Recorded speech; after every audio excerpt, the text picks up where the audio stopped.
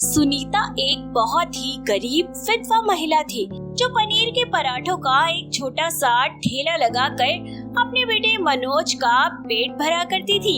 ऐसे ही एक शाम सुनीता सारा दिन काम काज करके ठेला लेकर घर आती है। तभी मनोज कहता है, माँ आज कितना पैसे कमा कर लाई हो, मुझे दे दो, मुझे अपने दोस्तों के साथ घूमने जाना है। अरे बेटा, अभी कल ही तो तुझे इतने पैसे दिए थे, आज फिर से पैसे मांग रहा है। तो क्या हुआ माँ, आपको पता है ना बाहर कितनी महंगी चीजें हैं, फिर भी आप ऐसे सवाल कर रही हो। और वैसे भी आप तो मेरे लिए कमा रही हो ना, तो फिर मुझे दे दो। अरे बेटा, कल को तेरी शादी भी करनी है, ऐसे ही सारे पैसे तुझे देती रही तो आगे का वक्त कैसे बीतेगा बेटा। माँ देखो, मुझे आपकी कोई बात नहीं सुननी है, आप मुझे बस पैसे दे दो, और नहीं देने हैं तो साफ साफ कह दो। वैसे भी सारे के सारे लोग मुझे पनीर पराठे वाली बोल बोल के चिढ़ाते हैं। कोई ढंग का काम नहीं कर सकती हो क्या आप? एक अकेला बेटा हूँ आपका, उसे भी आप ढंग की जिंदगी नहीं दे सकती हैं। मनोज की बात सुनकर सविता की आंखों से आंसू बहने लगते हैं और वह चुपचाप पैसे निकाल कर मनोज को देती है और मनोज पैसे लेकर वहाँ से चला जाता है। जिसके बाद सविता रोते हुए खुद से कहती है, हे भगवान, आखिर इस गरीब माँ की क्या गलती है। पहले तूने मेरे सर से पति का साया छीन लिया, फिर मुझ पर गरीबी की मार दे दी, और अब अगर मैं पनीर पराठे बेचकर अपने बेटे का पेट पाल रही हूँ तो मेरे बेटे को उसमें अपनी बेइज्जती महसूस होती है, उसे अपनी माँ की मेहनत नजर नहीं आती है। हे भगवान, मेरे बेटे को सद्बुद्धि देना। ऐसे ही वक्त गुजरता जाता है। सविता अपने पनीर पराठे का ठेला लगातार लगाती जाती है और धीरे धीरे करके कुछ पैसे जोड़ लेती है। वहीं दूसरी तरफ मनोज बुरी संगत के साए में फंस जाता है और अंजलि नाम की एक तेज तर्रार लड़की के प्रेम जाल में फंस जाता है। अंजलि हर दिन मनोज से कुछ ना कुछ नई चीजों की डिमांड करने लगती है और मनोज डिमांड को पूरा करने के लिए सविता से आए दिन पैसों के लिए लड़ने लगता है। ऐसे ही एक दिन जब सविता काम से घर आ रही होती है, तभी वह मनोज को अंजलि के साथ देख लेती है और जैसे ही मनोज घर आता है तभी वो बोलती है, बेटा, तू अंजलि के साथ क्या कर रहा था? आखिर क्या रिश्ता है तुम दोनों का? वही रिश्ता है माँ, जो एक लड़का और लड़की का होना चाहिए। प्यार करता हूँ मैं अंजलि से और शादी भी करना चाहता हूँ। अंजलि बहुत अच्छी लगती है मुझे, और अब आप मेरी शादी उससे करवा दीजिए। पर बेटा, तू कुछ काम नहीं करता। अंजलि के माता पिता कैसे अपनी बेटी का हाथ तेरे हाथ में दे देंगे, इतना तो सोच। तो आप किस लिए हो माँ? आप पनीर पराठा ठेला लगा किस लिए रही हो?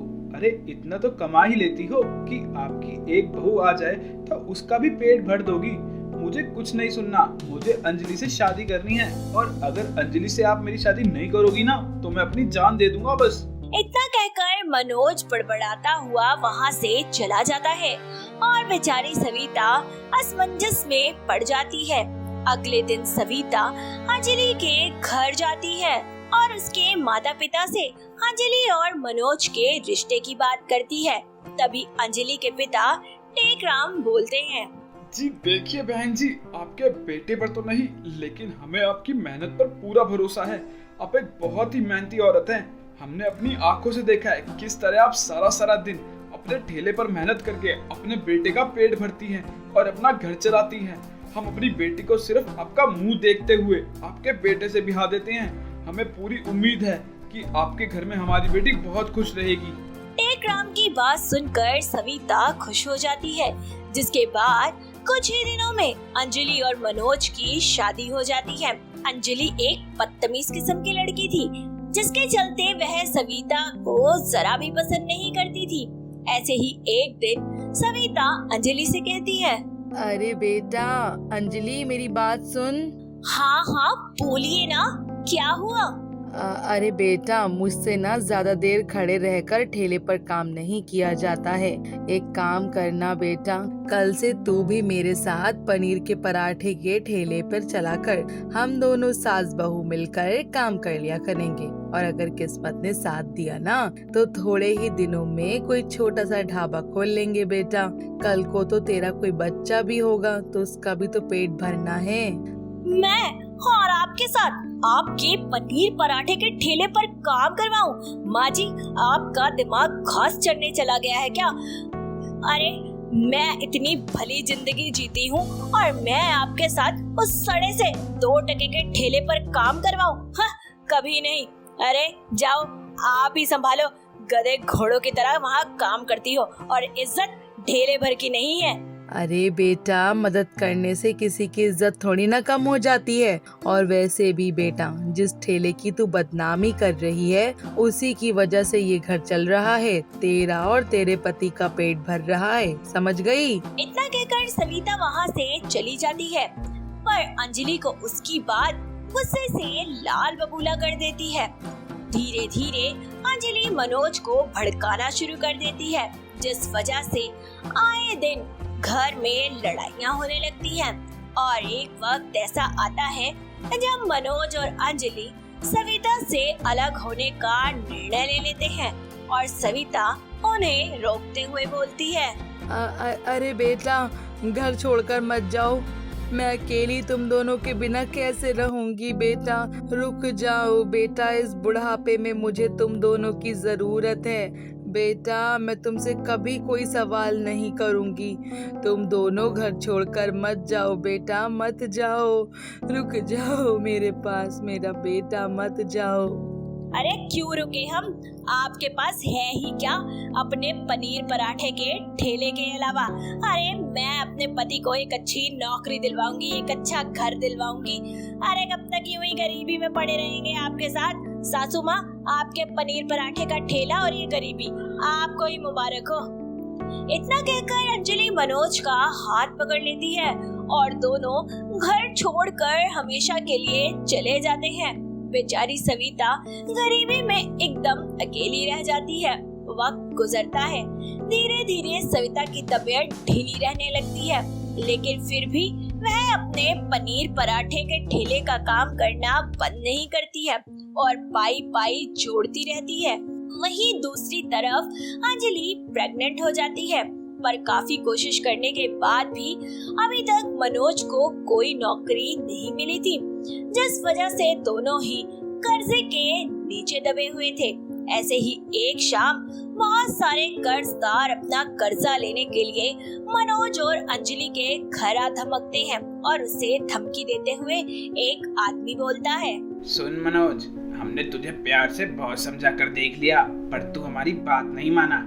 इसलिए आज जब तक तू हमारे पैसे चुका नहीं देता, हम तुझे जाने नहीं देंगे। आज हम यहाँ से अपना पैसा लेकर ही जाएंगे, समझ गया तू? जी देखिए, मेरी पत्नी प्रेग्नेंट है। आप लोग प्लीज मुझे कुछ दिनों का समय दे दीजिए। मैं आप लोगों का 1-1 रुपए चुका दूंगा। अभी के लिए आप प्लीज मेरे घर से चले जाइए। हम कहीं नहीं जाने वाले।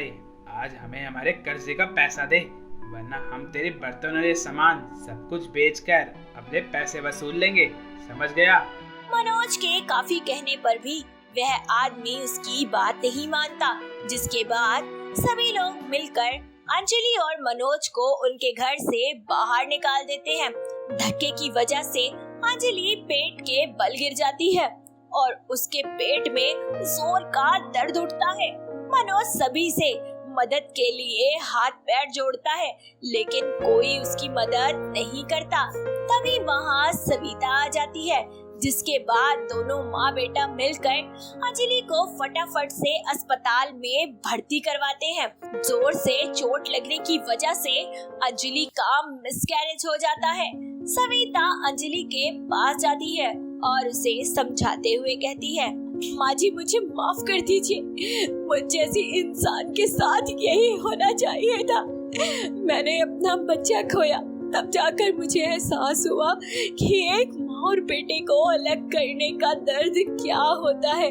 मैं कभी आपकी कदर नहीं कर पाई माँ जी।